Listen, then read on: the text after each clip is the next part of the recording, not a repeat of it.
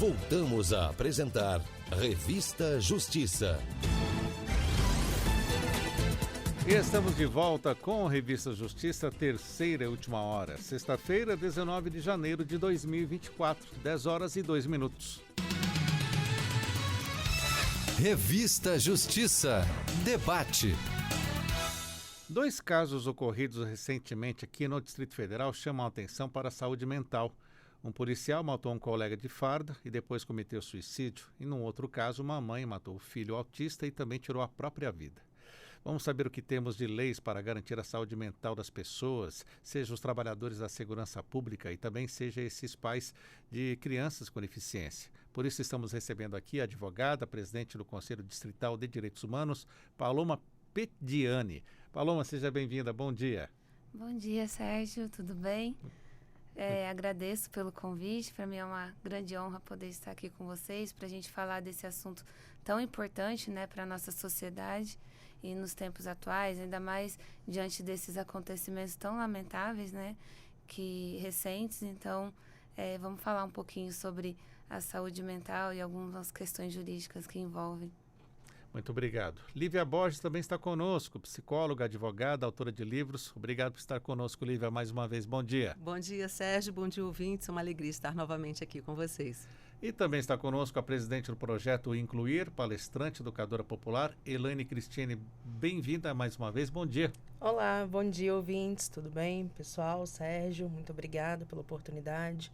Queria prestar minha solidariedade aos familiares do PM, né, que infelizmente acometeu isso, o colega, né, a família da pessoa com deficiência, né, e a mãe que, né, atentou contra a própria vida, que foi algo que mexeu muito com a nossa comunidade, né, da pessoa com deficiência. Então, meus sentimentos, e a gente vai falar sobre isso hoje. Muito bem, e antes de começarmos o nosso debate, vamos ouvir uma reportagem especial feita pelo repórter Neto Costa, justamente sobre o Janeiro Branco, que tem essa preocupação da saúde mental. Vamos ouvir. Janeiro, o primeiro mês do ano, inspira as pessoas a refletirem sobre suas vidas, suas relações, o que viveram e o que desejam alcançar no ano que se inicia. O mês é uma espécie de portal entre ciclos que se fecham e que se abrem nas vidas de todos. Foi nesse sentido que nasceu a campanha Janeiro Branco, como explica o criador do evento e presidente do Instituto Janeiro Branco, Leonardo Abrão. Ela nasceu em Uberlândia, Triângulo Mineiro, se espalhou por todo o país e desde 2017 nós temos notícias de que ela também começou a acontecer no exterior. Na verdade, ela já acontece não ainda em todo o mundo, mas já tem registros do Janeiro Branco em cada continente. A humanidade, de uma maneira geral, tem muito a ganhar se começar a abordar e abraçar tudo que diz respeito à subjetividade, à psicologia humana, de uma forma mais didática, de uma forma mais acessível, de uma forma mais pedagógica. Falar sobre sentimentos, falar sobre emoções. É preciso falar sobre saúde mental e bem-estar emocional muito o tempo inteiro para que todo mundo possa saber mais sobre isso e viver melhor. Leonardo Abraão destaca que o Brasil é o primeiro país do mundo a oficializar um mês inteiro para a saúde mental. Quando o Estado brasileiro reconhece a legitimidade, a importância, a validade de uma campanha sobre saúde mental, isso é muito bom. Isso é bom para os profissionais da saúde mental, para os cidadãos, para toda forma de vida, porque pessoas com mais autoconhecimento e mais domínio sobre o que é saúde mental, com certeza são pessoas que vivem melhor e ajudam outras pessoas a viver melhor. Então o Estado brasileiro abraçando a campanha, reconhecendo a campanha, tornando-a oficial, e o Brasil é o primeiro país do mundo a oficializar um mês inteiro para a saúde mental. Janeiro passou a ser o mês da saúde mental a partir da Lei 14.556 de 2023, a Lei Janeiro Branco. Estima-se que em cada 100 pessoas, ao menos 30 sofrem ou sofrerão, em algum momento da vida, de problemas de saúde mental. A saúde mental implica muito mais que a ausência de doenças mentais. Segundo a Organização Mundial da Saúde, estar mentalmente saudável é o estado de bem-estar no qual uma pessoa consegue desempenhar suas habilidades, lidar com as inquietudes da vida e é capaz de trabalhar de forma produtiva e contribuir para a sua comunidade. A psicóloga Cássia Helva, especialista em saúde mental, dá dicas de como lidar com as pressões e angústias do cotidiano. O que você faz para melhorar o seu estresse do dia a dia? Cada um tem o seu gatilho. Às vezes, andar de bicicleta, cuidar do cachorro, fazer comida, gostar de cozinhar para os amigos. Cada um tem a sua forma de trabalhar o estresse. Uma outra questão é ser produtivo. Às vezes, ser produtivo é fazer algo que você gosta e se sinta útil. Pode ser remunerado ou não. O mais importante que eu acho, dentro do conceito da saúde mental, que a Organização Mundial da Saúde coloca, é contribuir para a sua comunidade. Olha o lastro. Eu, além de fazer por mim, preservar, me cuidar dos meus, sobreviver, eu preciso pensar em algo maior que me transcende, deixar como legado, ajudar as pessoas. Um indivíduo mentalmente saudável compreende que não existe a perfeição e que todos os seres humanos possuem limites. Também entende que a vida real é regada de diversas emoções, como alegria, amor, satisfação, tristeza, raiva e frustração, entre outras. São capazes de enfrentar os desafios e as mudanças da vida cotidiana com equilíbrio e saber procurar ajuda quando enfrenta dificuldade em lidar com conflitos, perturbações, traumas ou transições importantes nos diferentes ciclos da vida. Nesse processo, o autoconhecimento é fundamental, como explica a Cássia Helva. Eu acho que depois da pandemia ficou muito claro que a gente precisa cuidar das nossas emoções. Falar das nossas emoções é importantíssimo. E mais do que isso, cuidar das nossas relações. Quem está no nosso meio, né? Meio social, meio familiar. Uma das dicas de cuidado é você se conhecer. O autoconhecimento é fundamental. E que não necessariamente é apenas com a psicoterapia e com a psiquiatria. Você pode desenvolver seu autoconhecimento com um projeto próprio. Em algum momento do dia, você parar para pensar nas suas ações, parar para refletir sobre as suas emoções, sobre as suas relações. Cuidar disso é fundamental para que a gente possa ter equilíbrio. Os direitos da pessoa com transtorno mental são garantidos pela Constituição Federal e estão enumerados na Lei 10.216, de 2001, que aborda a proteção e direitos desses cidadãos e direciona o modelo assistencial na área, como explica a advogada Júlia Vaz, especialista em direito à saúde. É fundamental esclarecer que a Constituição Federal garante a execução de políticas públicas voltadas não apenas de redução do risco de doenças, mas também ao acesso universal e equitativo a ações e serviços de atendimento especializado, abrangendo assim o cuidado destinado às pessoas portadoras de transtornos mentais. Além disso, temos também a Lei 10.216 de 2001, que é a nossa principal referência infraconstitucional sobre a proteção e o direito das pessoas portadoras de transtornos mentais. Esse normativo estabelece que é responsabilidade do Estado, em colaboração com as secretarias de saúde e o Ministério da Saúde, desenvolver a política de saúde mental. O funcionamento da rede de saúde mental, formada por unidade de saúde, centro de atenção psicossocial, residência terapêutica, consultórios de rua e outros equipamentos, depende também do envolvimento dos profissionais de saúde, como lembra a advogada Júlia Vaz. Em conformidade com a previsão constitucional e com a lei, no SUS há diversas opções para atendimento de pessoas portadoras de transtornos mentais, como, por exemplo, temos os Centros de Atenção Psicossocial, que é conhecido como CAP, onde lá tem a possibilidade de atendimento tanto psiquiátrico, atendimento com psicólogos, com terapeutas ocupacionais, com profissionais de diversas áreas que complementam, esse serviço de acesso à saúde mental disponibilizado pelo SUS. Tem centros de convivência, além também das unidades básicas de saúde e programa da saúde da família. A campanha Janeiro Branco sugere que todos nós tomemos algumas medidas em prol da nossa saúde mental, como refletir, aceitar os ciclos e preparar-se para agir. Ou seja, o hábito de meditar sobre o que está acontecendo com você é essencial para alcançar o autoconhecimento. Entrevistas, palestras, ações, caminhadas, panfletagens nas ruas, empresas, escolas e praças. Conversar sobre o que são transtornos mentais, fatores de risco e prevenção. Tudo isso faz parte da campanha que se inicia em janeiro, mas que deve durar o ano todo. Mais informações podem ser encontradas no site janeirobranco.com.br. Com sonorização de Jonathan Alves e produção de Diego Veiga, Rádio Justiça, De Brasília, Neto Costa. Muito bem, acompanhamos a reportagem de Neto Costa sobre o Janeiro Branco, o mês dedicado à saúde mental. Interessante, né, doutora Paloma? Ele fala que trazer essa informação que o Brasil é o primeiro país no mundo que traz essa preocupação um mês inteiro para falar sobre esse tema.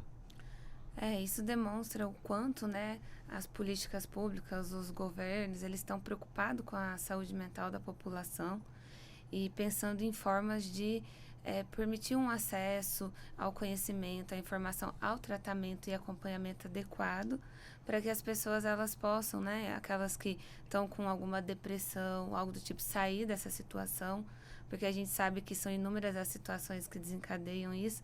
Então, o Brasil, a instituir, né, a Política Nacional de Saúde Mental, ele é um pioneiro, mostrando que ele busca cumprir o que está na nossa Constituição, porque a nossa Constituição traz como um direito fundamental de qualquer cidadão do nosso país a saúde. E quando a gente fala saúde, a gente não fala só a saúde nos aspectos físicos, né? De você estar bem só fisicamente, mas também a parte psicológica também. Então, é um conjunto, né, que o governo tem que trabalhar justamente para garantir uma saúde plena para a sociedade num todo. Então, a saúde mental, ela pega aspectos biológicos, psicológicos e sociais. Né? Então, entender que é esse conjunto e que não dá para você garantir um sem pensar no outro é o caminho ideal para você ter uma população mais saudável em todos os aspectos que abrange a questão de saúde, né? Além dos programas, temos leis para isso?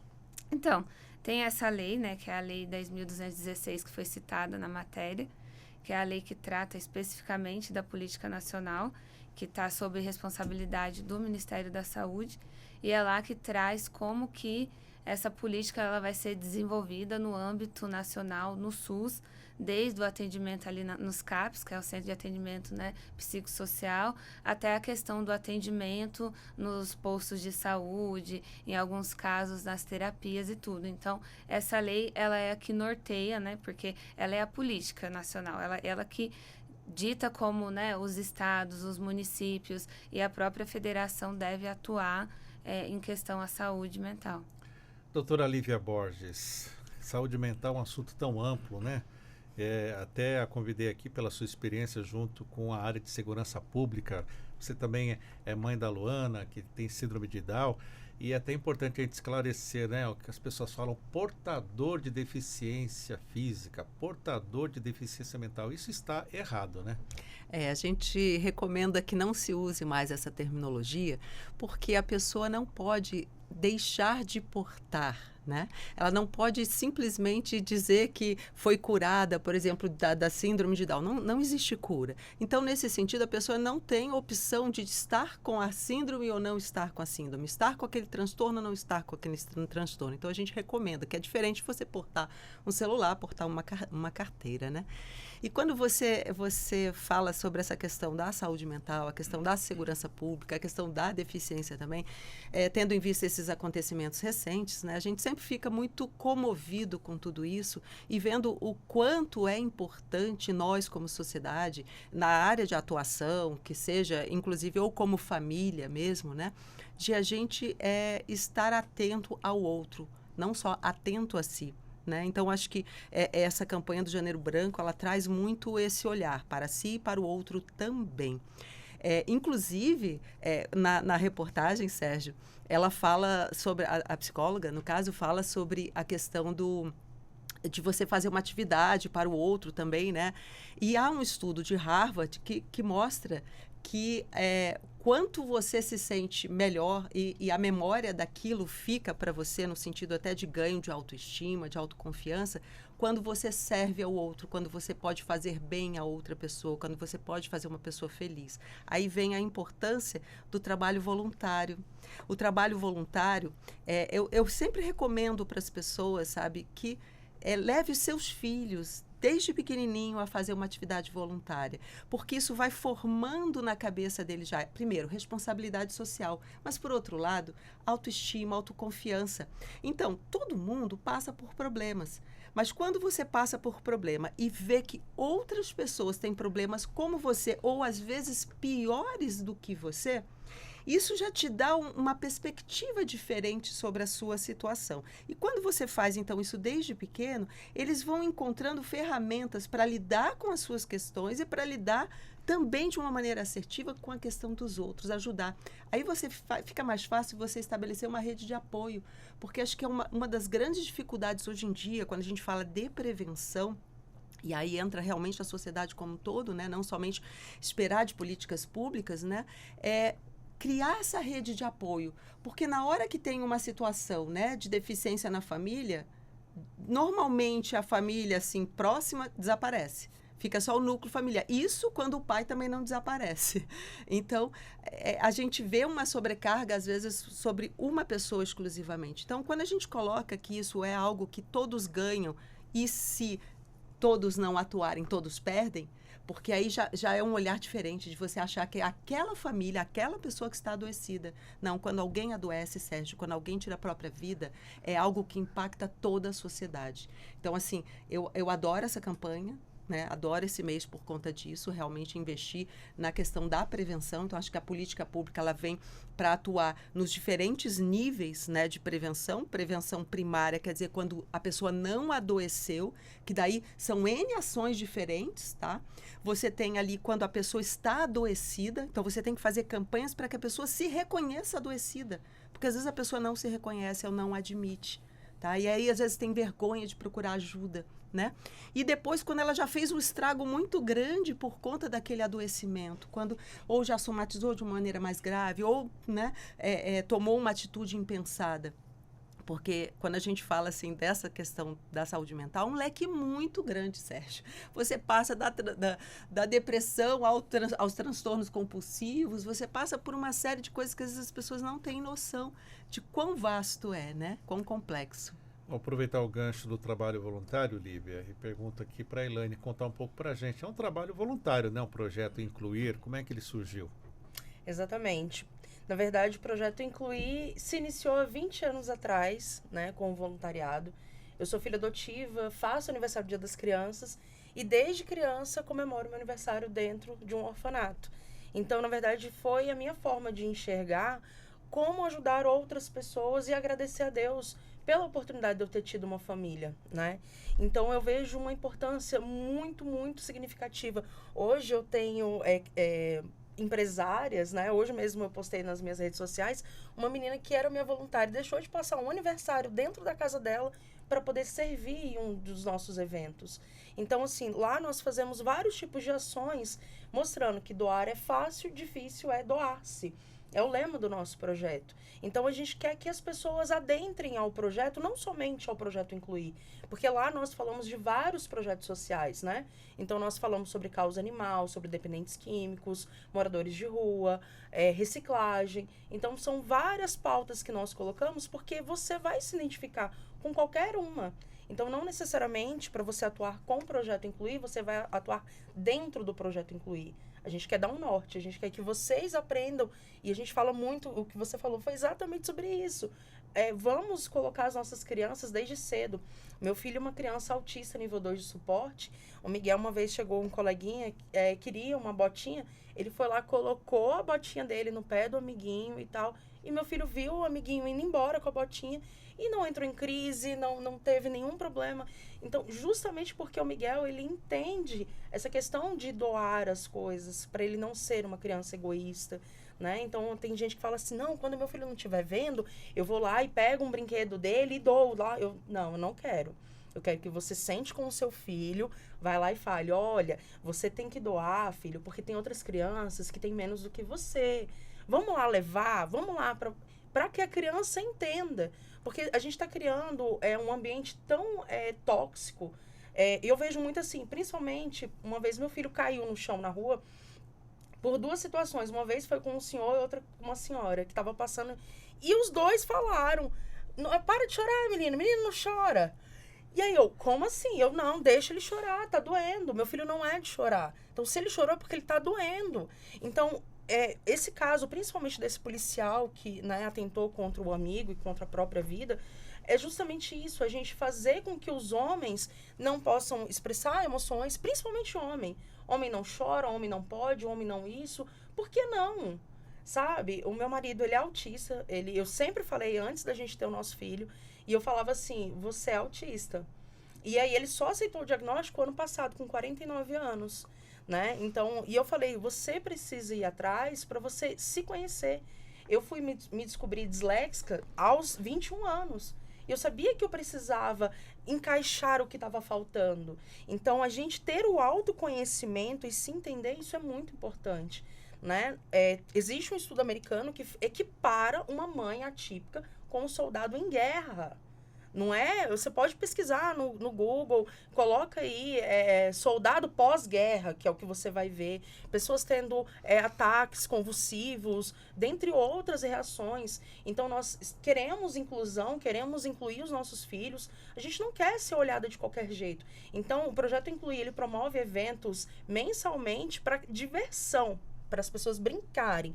E aí as mães falam assim, nossa, meu filho nunca teve uma festa de aniversário, Sim. Meu filho nunca brincou. Então a gente quer realmente que as pessoas entendam dessa forma.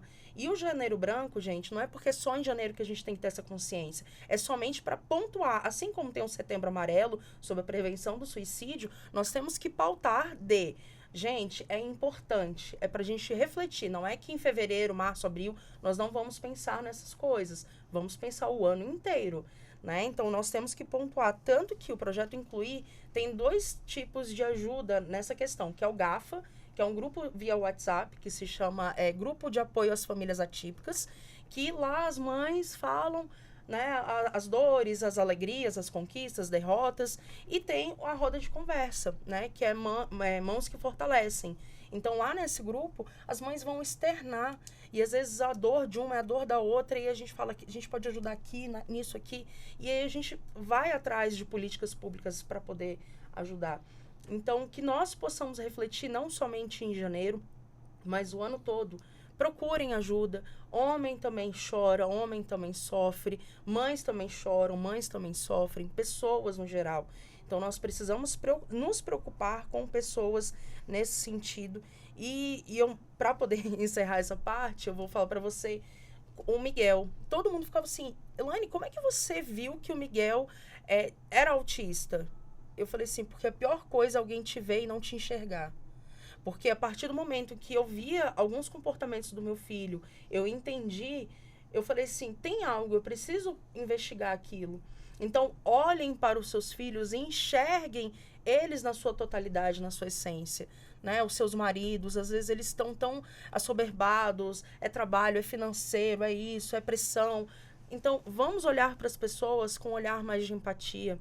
Se uma pessoa te fechou no trânsito, não vai brigar, sabe? Então, que nós possamos entender, tá todo mundo doente. Todos nós aqui, se a gente parar para poder conversar com o carroceiro, o cavalo é que chora. Porque sempre a gente vai ter uma coisa triste para poder contar. Mas que nós possamos adentrar nas profundezas do ser humano como ser humano. Doutora Paloma, e as leis? Né? O que a pessoa pode... o que ela encontra na lei que dá esse apoio, né? Porque estamos aqui falando, procure, vai atrás. E os direitos? Esses direitos garantidos da forma da lei? Sim, então a gente começa, né, pela a lei que instituiu a política nacional. Então, assim, se a pessoa, é isso que a Lívia falou, ela se identifica como uma pessoa que precisa, né?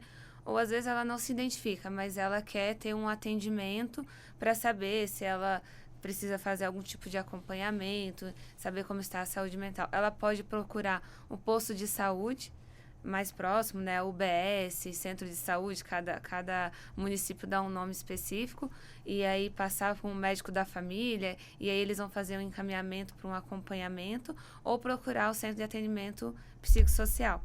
Desculpa, bati aqui. Se essa pessoa sentir uma falta de oferta desse serviço por parte do SUS, né, do Sistema Único de Saúde, porque a gente tem 2 situações, aqueles que têm um plano de saúde e aqueles que não têm. Então, aqui a gente vai falar pensando numa pessoa que utiliza o Sistema Único de Saúde. Se essa pessoa, ela precisa de um acompanhamento e não está tendo, o que ela pode fazer? É buscar esses direitos. Como que você busca esse direito para receber esse atendimento? Fazendo uma denúncia ao conselho competente, por exemplo, aqui no DF a gente tem o Conselho da Saúde, tem o Conselho de Direitos Humanos, que eu e a Lívia fazemos parte, que ele engloba não só a questão de saúde, mas tudo que está relacionado a direitos humanos. Então, a gente tem pauta na saúde, pauta na educação, pauta no sistema prisional, e essa preocupação nossa dentro do Conselho com a saúde mental tem sido constante, não só em relação às pessoas que a gente faz as diligências e acolhe as denúncias, mas também em relação aos próprios conselheiros, porque são todos voluntários, que é isso que a gente estava falando, é importante voluntariado. A gente não recebe nada para estar lá financeiramente, mas existe esse querer fazer o bem e auxiliar as pessoas nessa busca pelos direitos. Então, buscar um desses conselhos, né, fazendo uma denúncia de que não está tendo atendimento adequado e, em outras situações, judicializar. Então, entrar com uma ação, né, para que esse direito seja cumprido. E como que seria essa ação? A gente falou aqui que saúde é um direito constitucional. Então, a gente jamais, nenhum ente, né, seja município, seja estado ou a própria federação, pode ferir a Constituição. Então, você entra com uma ação por ferir um direito constitucional seu de ter um atendimento na área da saúde, e aí você pode fazer isso por meio da própria Defensoria Pública, né? Então, assim, acionar a Defensoria Pública, falar que está precisando, que tem um encaminhamento e não está tendo a oferta, e aí, na pior das hipóteses, né, ingressar com essa ação judicial, mas também por meio dos conselhos, que muitas das vezes são resolutivos, né? Porque quando você apresenta uma denúncia, mostrando que você está com um direito seu, que ele está sendo violado, esses conselhos, eles buscam, né? Eles oficiam os órgãos competentes para que eles cumpram com o que está previsto ali na legislação. Então, a primeira coisa mais importante, eu acho que a pessoa ter noção de que ela tem direito a esse atendimento, que existe uma política que garante isso. E aí, uma coisa que a Lívia falou da questão dos níveis da primeira fase, segunda e terceira fase, quando a gente fala da Política Nacional da Saúde Mental, ela faz uma divisão. E aí, primeiro, ela pega, né? E a Lívia vai poder falar um pouquinho pra gente também. Então, ela pega a questão dos transtornos mentais, e aí ela pega a depressão, transtorno, o toque, né? A bipolaridade. E ela pega também a questão daquelas pessoas com demandas devido ao uso de substâncias psicoativas, né? Então, assim, que são o caso do álcool, das drogas. Então, a gente tem 2 caminhos ainda dentro da própria política nacional, e muitas vezes uma mesma pessoa, né, ela vai necessitar usar os 2 tipos de demanda. Ela pode ter uma questão em relação a psicoativos, mas também pode ter um transtorno mental de uma depressão, uma crise de ansiedade ou algo nesse sentido. Então, a política, ela tratou de olhar essas nuances que existem, né, por trás da saúde mental. Doutora Lívia Borges, vamos falar especificamente agora sobre segurança pública, os profissionais da segurança pública. A senhora já atuou junto a esses profissionais, atua ainda. O que podemos dizer? A sociedade como um todo, né? As pessoas falam, a sociedade está doente. Imagina, então, o profissional de segurança pública. A gente sabe que os profissionais de segurança pública, eles, assim, a profissão, é uma das profissões que mais sofre com transtornos mentais por conta do estresse. O estresse é muito grande. Então, quando a doutora Paloma trouxe a questão, assim, da política, né, com relação a depressão e a outra parte da política com relação às drogas psicoativas, enfim. Você, às vezes, tem o caso do profissional de segurança pública que tem ali um estresse, tem, de repente, a síndrome de burnout, que a gente sabe que vários sofrem disso. E aí tem a depressão decorrente do burnout. E por conta, às vezes, dessa depressão, o uso do álcool ou o uso de drogas. Então, você vê um caso, assim, uma incidência muito grande de pessoas demandando tratamento por conta disso. E, às vezes, a dificuldade por conta da própria área, a estrutura da segurança pública, existe uma questão arquetípica aí, que a sociedade espera do profissional de segurança pública uma pessoa que não se abala com nada, que não chora, que não sente, independente de ser homem ou mulher. Mas, claro, principalmente por ser homem, né? É uma cobrança nesse sentido. Então, a tendência é guardar essas emoções. Veja, a própria profissão, independente de ela ter o apoio ou o respaldo da instituição para tratamento, a profissão por si só, mesmo que tivesse todas as condições, já é uma profissão estressante.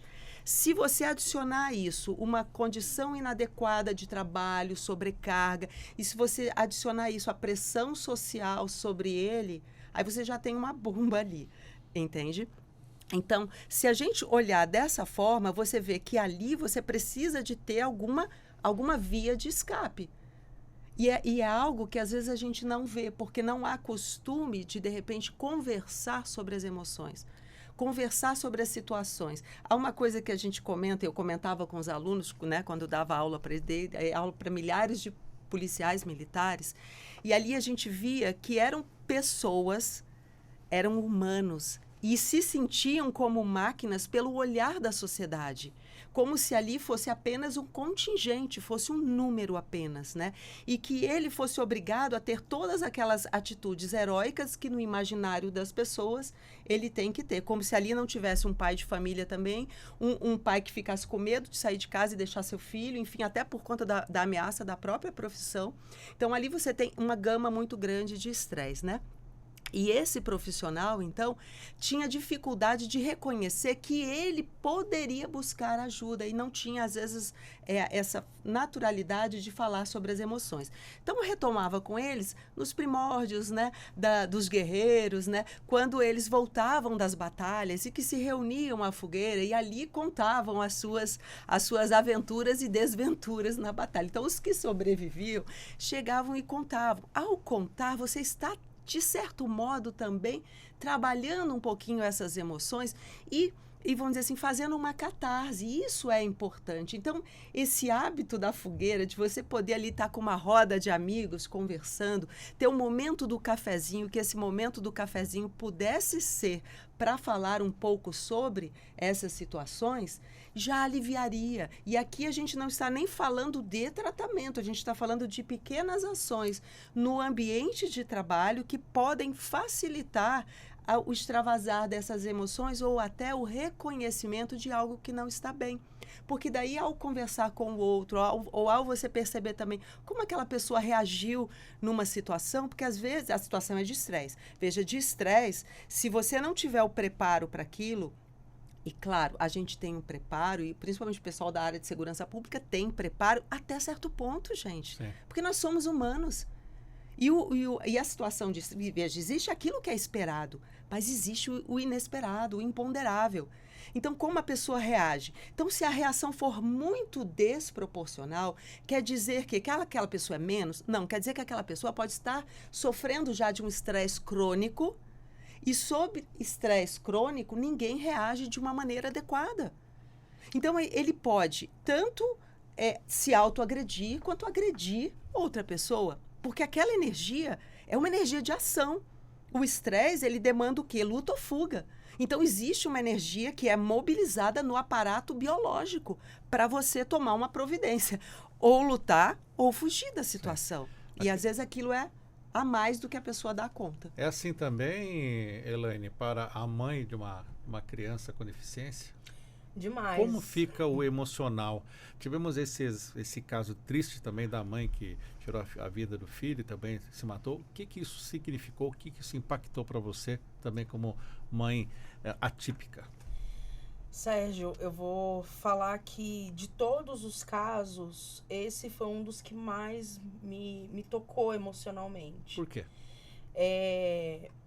Essa mãe parece que ela só foi vista quando ela exalou dor.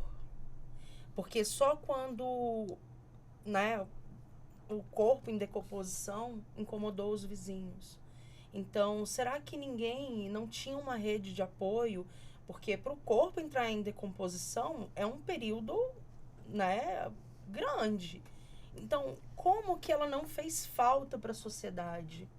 Como que ela não estava preparada? De pessoas, de uma rede de apoio, seja de um vizinho. Eu sou uma pessoa tão agraciada que o meu vizinho, assim, se eu não ouvir o meu barulho, o barulho do portão, do meu cachorro, eu falando com o meu filho, já me pergunta, Elaine, tá tudo bem? já por eu falar alto naturalmente. Então, quando eu vejo que existem pessoas que não têm esse amparo que eu tenho, esse aconchego, mexeu comigo. Mexeu. No sentido de o que eu posso fazer. E é uma coisa que eu falo muito para as minhas mães. Eis-me aqui. Eu estou aqui para poder ouvir vocês. E nisso que eu abri essa porteira, eu comecei a ouvir casos de abuso sexual infantil, a agressão, violência doméstica, dentre outras coisas que não cabe nenhum horário eu falar. O que eu ouço quase que diariamente. E eu ter que motivar a mulher de falar, você não precisa ouvir isso, você não precisa estar nessa situação. Então é tão triste ver o quanto as pessoas estão doentes. E essa mãe, eu não julgo o que ela fez no sentido de, eu não sei o que ela estava passando, eu não estou aqui para poder condenar, não é esse o meu poder como pessoa, como ser humano, não cabe a mim.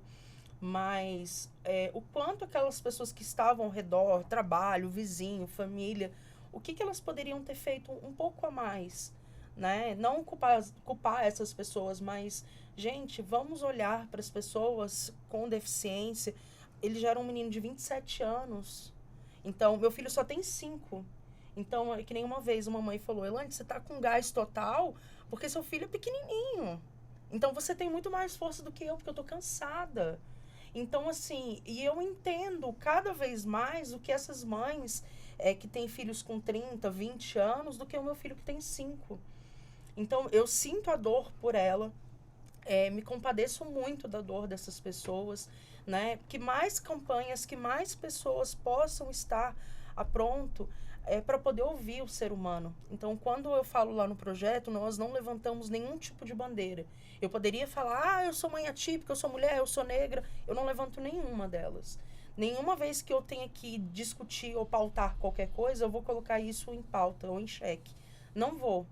Porque eu acho que fica até desigual. Até mesmo em conversas hoje, tudo é muito doído, né? Você fala alguma coisa...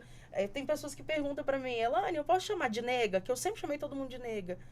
Porque hoje tudo dói, porque chamar o outro de nega pode ser algo muito, muito agressivo. E não é, eu não sinto essa dor. É claro que existem outras pessoas que podem ter passado por situações piores. E eu respeito isso. Mas, gente, vamos ouvir as pessoas, vamos sentir as dores reais no sentido de palpável, ali naquele momento, aquilo ali dói em mim. Vamos tentar resolver, não é acumular uma dor, outra, e a gente vai tomando uma dipirona para um câncer, entende? Vai ser algo tão paliativo que não vai resolver.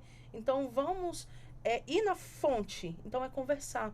Eu trabalhei no setor policial sul, no BRB, e eu via que os policiais, eles colocavam pretextos para ir lá, uma coisa boba, porque eu ouvia.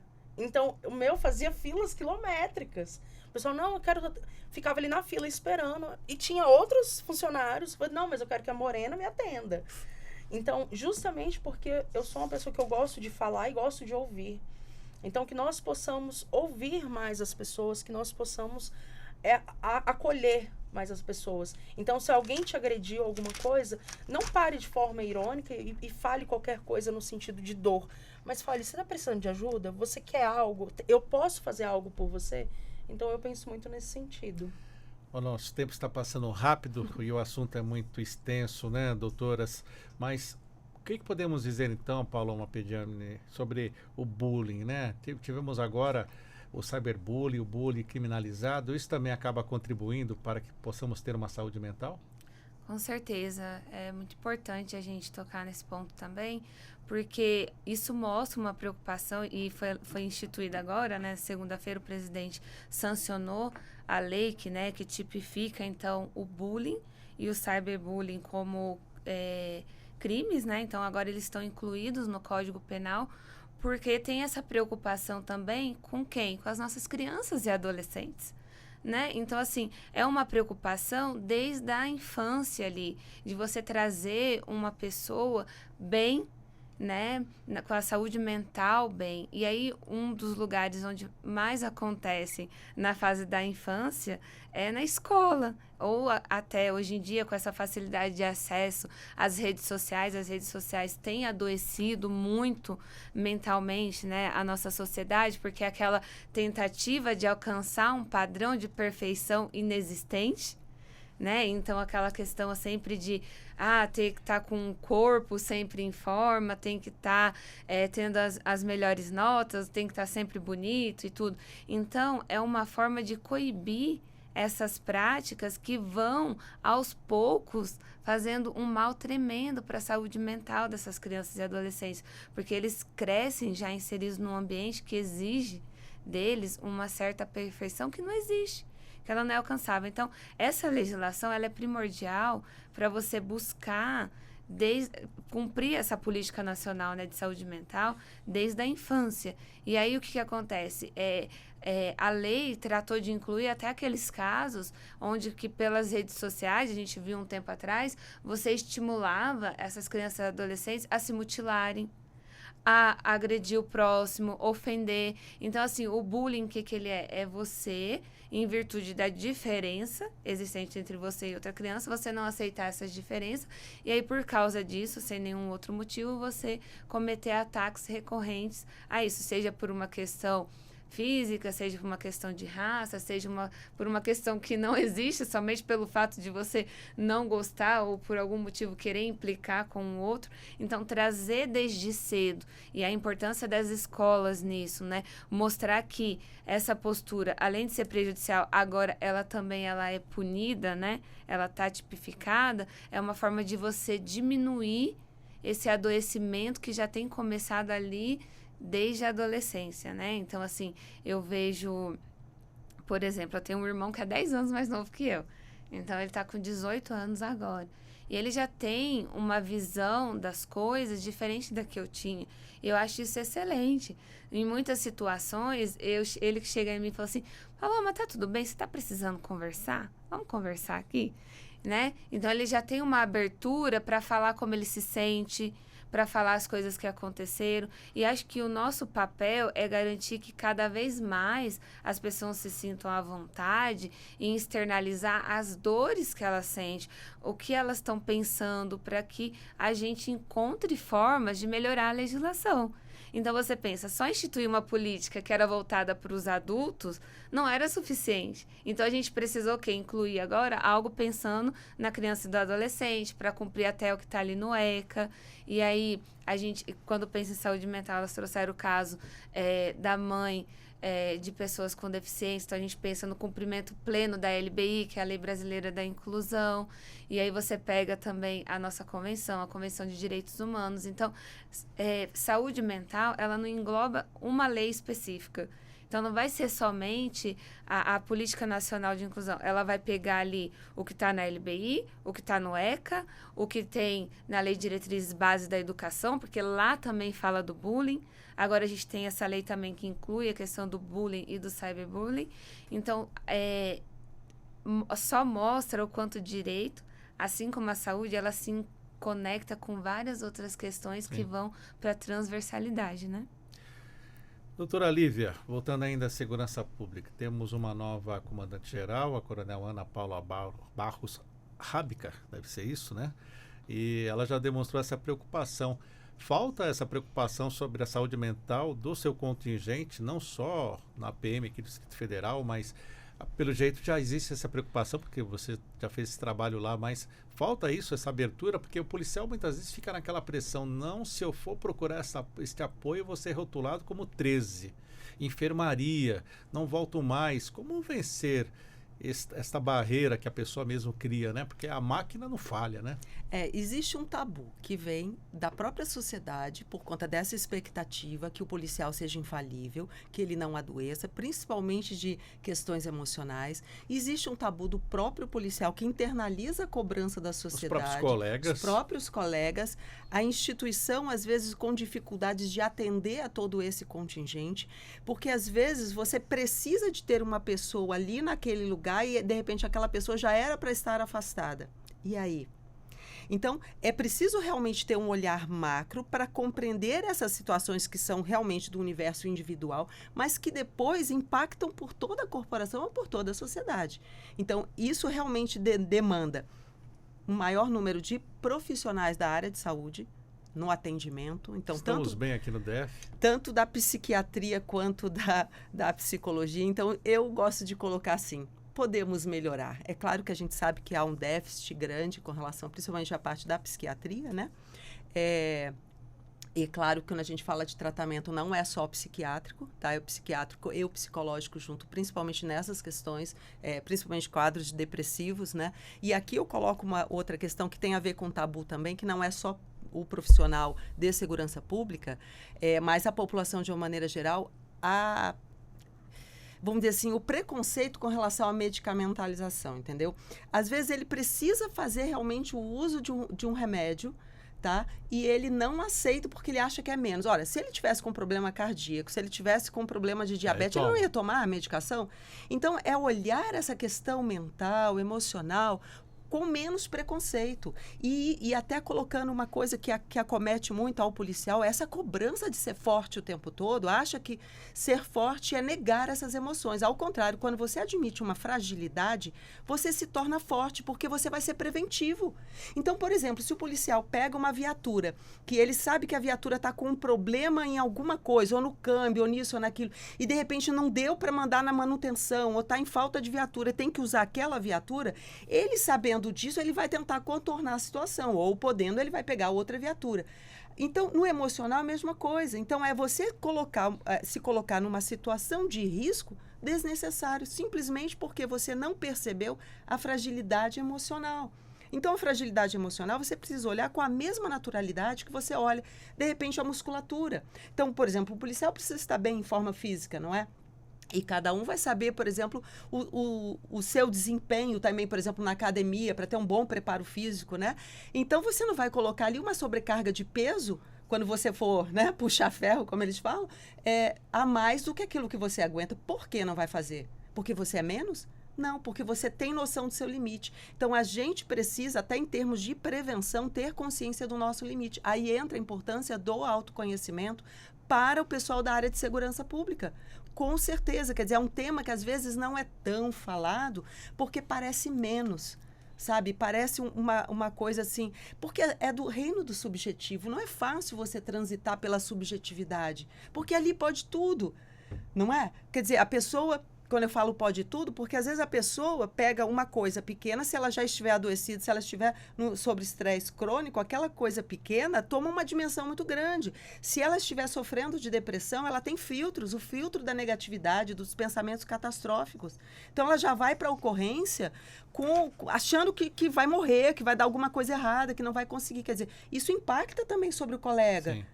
E essa pessoa com filtro, ela não enxerga a realidade. No caso ainda que estamos tratando desse policial que matou o outro e depois se matou, a vítima, né, chegou a trocar mensagens que foram divulgadas pela imprensa questionando já o comportamento daquele policial. E aí, o que houve? Uma falha em escutar o que está acontecendo?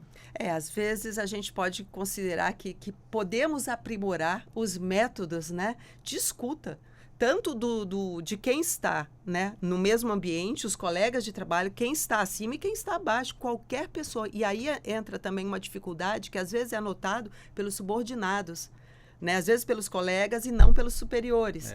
E às vezes os subordinados têm vergonha ou medo de falar sobre isso, de reportar. A hierarquia, né, acaba atrapalhando. Pois é, e é fundamental que a gente quebre isso para uma saúde de todos, porque veja, ali ele estava adoecido e acabou levando o colega. E para a mãe, né, a mãe atípica, o que falta hoje?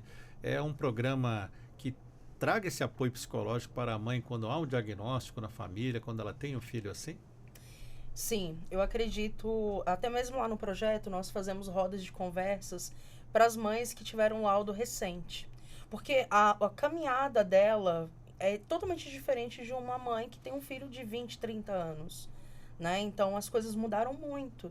Então, até mesmo para essa mãe que tem um filho de 30, não assustar essa que acabou de ter o diagnóstico de uma criança de 4, 3 anos, a gente faz essa separação para que ela entenda que as coisas mudaram, mas que nós precisamos lutar muito. Eu falo que eu tive depressão antes de ter o meu filho. E foi um dos momentos que eu mais fiz as pessoas sorrirem. Eu sou uma pessoa muito descontraída, brincalhona, né? E foi um momento que eu acreditava que eu não poderia culpar as pessoas pelo aquilo que eu estava sofrendo. Então, eu, Deus e o meu travesseiro sabiam, nós três éramos um trio, que eu chorava e me desabafava somente com Deus. E eu achava que eu não tinha que buscar ajuda psicológica, eu achava que somente eu sofrer ali estava bom, estava o suficiente, tendo pensamentos, né, suicida. E acabou que chegou num ponto que eu falei, eu tenho que buscar ajuda. E graças ao meu bom Deus, eu pude ter esse autoconhecimento em algum momento de sanidade, no qual eu busquei essa ajuda. Então, tomem cuidado com pessoas muito tristes, muito felizes. Olhem para as pessoas com o olhar de, deixa eu ver qual é o problema, talvez, da causa. E a mãe atípica também passa muito por isso. Algum complemento, Lívia? Sim, ela trouxe um ponto muito importante também, é a questão que a gente está vendo hoje em dia, as pessoas estão adoecidas por falta de conexão com as outras. Então, embora as pessoas... Pós-pandemia, então? Nossa, elas estão hiperconectadas em termos tecnológicos, mas em termos de conexão de alma, sabe, do outro, de perceber-se e perceber o outro, estão vazias e isso adoece. E o contrário disso é um preventivo fundamental para todos os níveis, né, que a gente está falando. Doutora, pois não. O que temos também nesse sentido, né, de trazer essa proteção da mãe, de uma criança... do policial militar, falta ainda também alguma coisa dentro da lei ou estamos bem? O que falta é prática, colocar na prática. Eu acho que as duas coisas.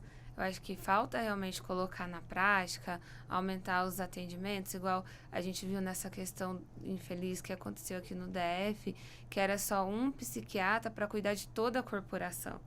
Né? Então, assim, é muito pouco dentro do número de agentes que a gente tem nas ruas, lidando todos os dias com situações de extremo estresse. Então, assim, precisa aumentar o número de profissionais para oferecer esse suporte de acompanhamento psicológico e mental desses profissionais. Mas também a gente fala assim, quem cuida de quem acolhe, né? Não existe ainda uma política para isso, está num caminho, existem alguns projetos de lei.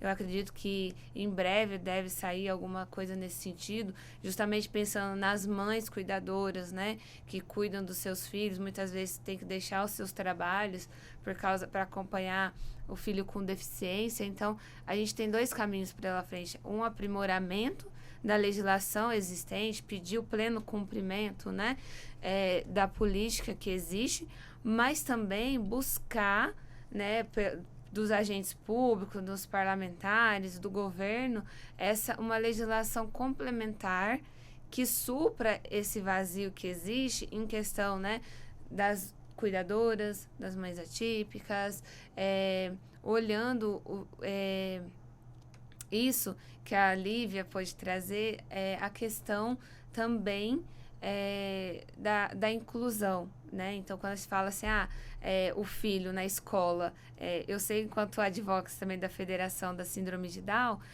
eu vejo de perto. Então, além da questão do direito, eu vejo o que acontece no dia a dia e vou buscando algumas soluções. A gente procura legislações para poder sanar o que ainda não tem uma política pública instituída. Então, isso que ela falou, olha, ali, quando está no ensino fundamental, a gente vê a inclusão, mas quando começa a chegar no ensino médio, onde começam, né, a entrar na fase da adolescência, as meninas começam a sair juntas, ir para o shopping, cinema, não sei o quê, e os meninos, aí você começa a sentir o processo de exclusão das pessoas com deficiência. E quando você olha no censo, nas últimas pesquisas, você alcança ali no ensino, na educação fundamental, 98% de inclusão, mas quando você chega no ensino médio, você tem uma queda de 50% nesse índice. Isso traz o quanto essas famílias, aí elas começam a ficar desassistidas, né? Porque daí elas vão perdendo a rede de apoio, e aí vai ficando mais nesse núcleo familiar. Então, a importância de trazer esse cuidado para esse núcleo que está lidando ali no nicho de uma pessoa com deficiência, ou também trazendo para a questão da segurança pública a importância de você trazer a atenção para um desses profissionais, e aqui a gente pega para além dos policiais, militares, policiais civis, policial penal, porque o policial penal também dentro do sistema prisional, a gente faz diligência dentro do sistema prisional e lida, né, vê como que é um ambiente que mexe muito com o psicológico das pessoas, e também pegando os bombeiros, os médicos, o pessoal que está ali na linha de frente. É um assunto bem extenso. É muito extenso. Infelizmente, o nosso tempo já está se esgotando. Quero começar agradecendo as participações aqui, as suas considerações finais. Começo com a doutora Lívia Borges, psicóloga, advogada, autora de livros, mãe atípica também da Luana, de 15 anos, é isso?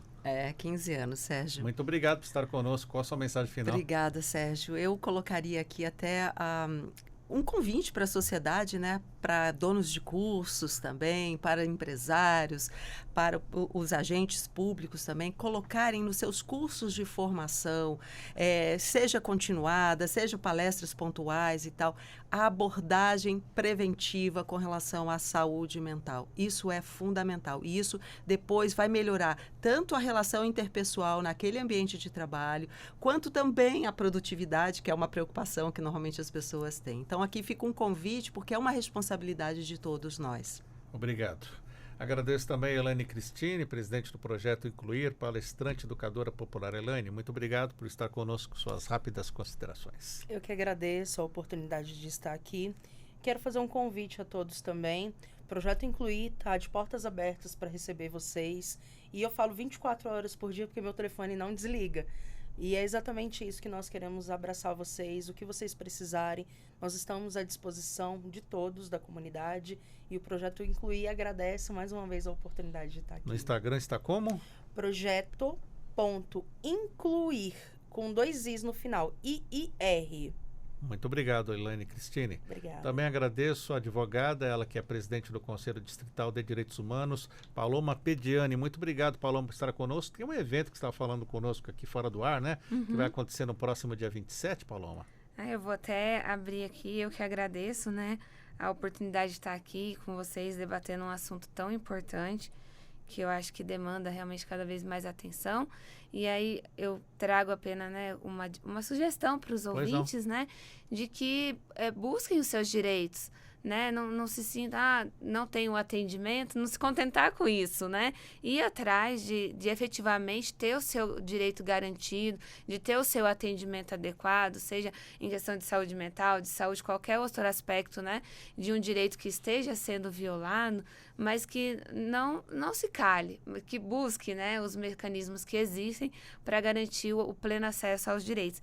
E aí esse evento que eu estava comentando é a Caminhada pela Paz, que está sendo organizada assim por algumas organizações, né, da sociedade civil aqui do Distrito Federal, contando com o próprio apoio do governo do Distrito Federal, que vai acontecer agora no dia 27, das 8 à 1 da tarde, lá na Avenida da 100 a 300, na quadra 120 da Samambaia Sul.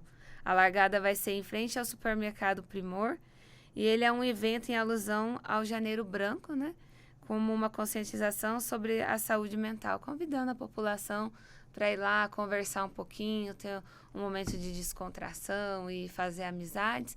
E eu acho que uma coisa importante, desculpa, sei que o tempo está passando e a gente não falou aqui, mas aquela pessoa que às vezes está em casa, que a gente sabe que pode ter alguém que agora, nesse exato momento, está ouvindo a gente, pode estar passando por uma situação de sofrimento, de dor, né? E às vezes não tem com quem conversar. Existe o Centro de Valorização da Vida, que é você entra na internet e tem voluntários no país inteiro para conversar com você, ouvir o que você tem para falar e fazer um acompanhamento, te dar um direcionamento do que você pode fazer. Então, se você é uma pessoa que de repente está numa situação como essa e nesse momento, né, não sabe o que fazer, você pode buscar o posto de saúde mais próximo, mas se você não quer sair de casa, acesse aí a página, né, do CVV, pode ser por telefone ou pela própria internet, e aí converse com alguém. Sim. Telefone do CVV 188. 11h01. Revista Justiça de hoje fica por aqui. Lembrando que essa entrevista vai ficar disponível para você assistir quando quiser no YouTube. Programa de hoje, apresentação e edição de Sérgio Duarte, a produção de Leandro Bezerra, trabalhos técnicos Luiz Alves, programação musical Josimar Fernandes, coordenação de jornalismo Marcela Luiza, Secretaria de Comunicação Social, Supremo Tribunal Federal. Está chegando aí Felipe Seabra e Capital do Rock.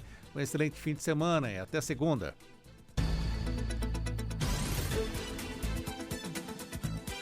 A Rádio Justiça apresentou Revista Justiça.